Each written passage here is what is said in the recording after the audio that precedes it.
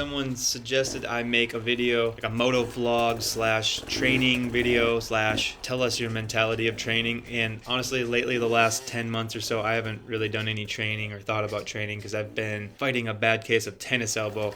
Trying to recover from that, been feeling a little bit better. Really, I'm trying to put together a training loop out here for these guys that are coming out to train with me this winter. So one guy's going to train for King of the Motos, which you need a GPS for, and then the other guy's going to Romaniacs next year. So I have a bunch of obstacles at my property that we're going to work on, and a bunch of cool stuff like this out here, just awesome features.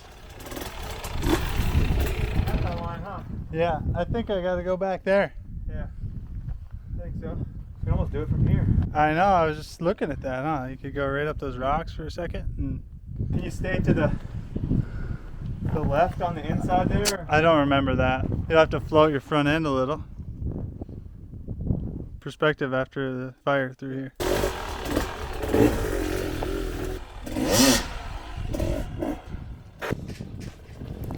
So this is a kind of a cool line coming up. Normally I get a run at this from the bottom from a different angle, but I wanted to try and hit it from this side hill here just to see if I could. It was pretty, it doesn't look like much, of course, but I'm on a pretty steep sidewall, so getting, I had a really limited spot to take off from, but I was really stoked on how it turned out actually, and I didn't have to resort to the old wind it up and clutch the heck out of it method, which I've had to do on that one before.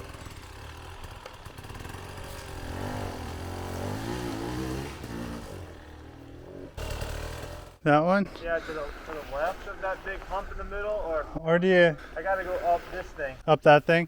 Yeah. For most Hardenduro racers, there is definitely an element of trying to get used to be comfortable being uncomfortable. There's, you're going to need to find your limit sometimes and try stuff that might scare you occasionally. Like, for example, the one I'm on right now. So this one was very questionable, and I kind of knew that. I just wanted to give it a try, and I'm getting used to this flywheel weight too, and I'm starting to realize I can let the clutch out quite a bit quicker because it's more of a soft delivery, it seems like, with the flywheel weight, which is really cool. I just need to kind of start compensating for it a little bit more because it's, as long as you need to almost build up more power and let the clutch out quicker to get the snap sometimes. And it's amazing, like sometimes it still won't break the rear wheel loose. You'll see in a couple of these videos coming up as well. But at this point on this line, I was just like, I don't think I can do this. Sam was trying to tell me I could maybe make it from there, but it's really steep right here. It's a lot steeper than it looks. But this is the normal way I go up here, which is, it doesn't look like much, doesn't sound like much, but off to the side there, off to the left, is a pretty big cliff. You want to get up to this safe point here and try not to spin. But you can hear my bike lugging.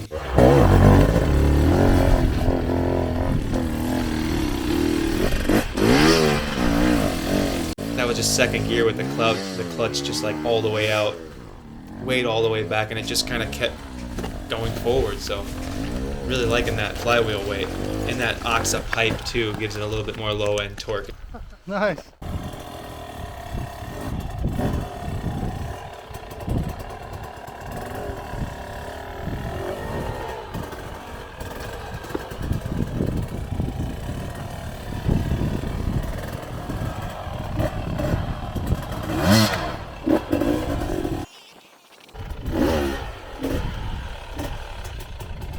Nice.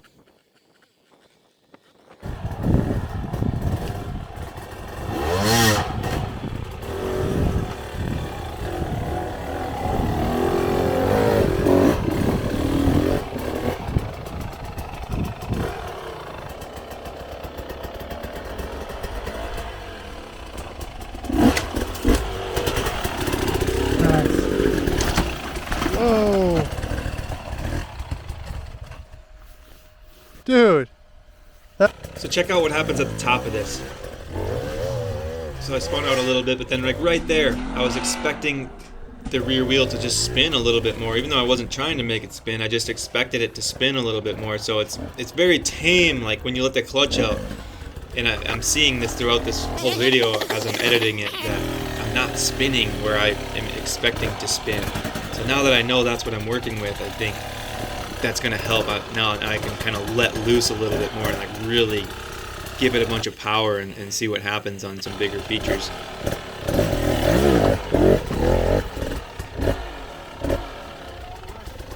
Just looking for some random way up. So I've never ridden all the stuff that in this video so far I haven't ridden before. I've ridden in this area, of course, but none of these lines or anything. And I make a dumb mistake right here. Doesn't look like much, but it's enough. There's enough consequence to where it's, you know, you really got to pay attention. I'm getting a big hole real quick. As you can see, I can't really even hardly hold my bike up there. And then again here, you can see I launch it and it just doesn't jump forward like I expect it to. So I'm gonna have to start learning to let that clutch out quicker and or sometimes build up more power. But I'm stoked on this flywheel weight and I'm excited to keep experimenting with it because it's really forgiving when you're trying to hold traction.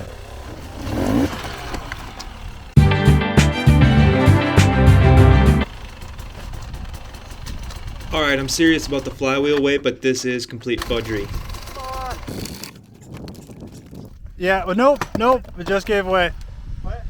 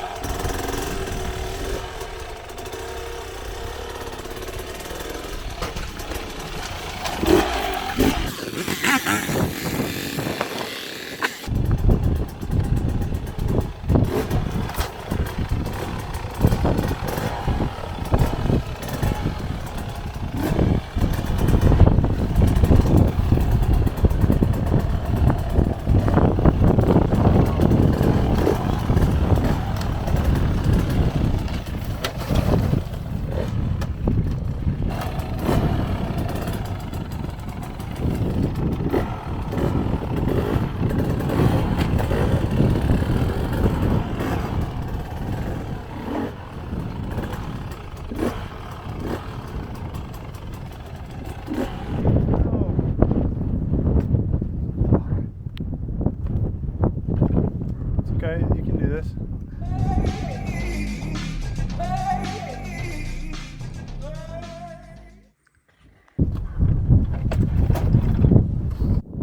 Yeah, that's big, man. Just Yeah, I'm not gonna jump it. okay. You're gonna roll. I can't. Yeah. It's too stupid.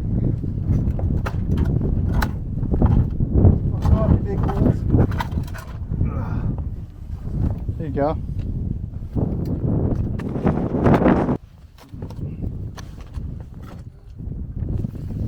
Do you kind of know where you're aiming? I'm gonna try and go back up that thing. Okay.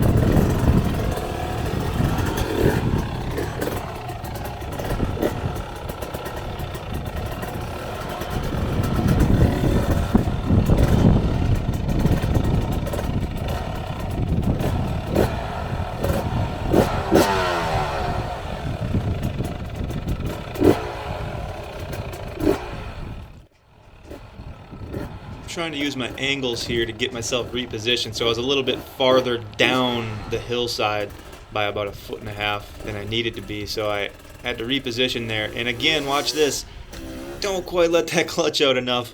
Part of it is because I'm on this giant hillside on top of boulders and stuff, so I'm riding a little bit timid, haven't been riding a ton, but just after watching this I'm just like, wow, I could be so much more aggressive, and then I botched that little line there. But one of these times I'm going to ride through here on the rear wheel. I'm going to try and make it through. It could be catastrophic if I fail, but we'll see what happens. You got a hole in front of you, a big gap. Not a lot of room for air. You want a spotter?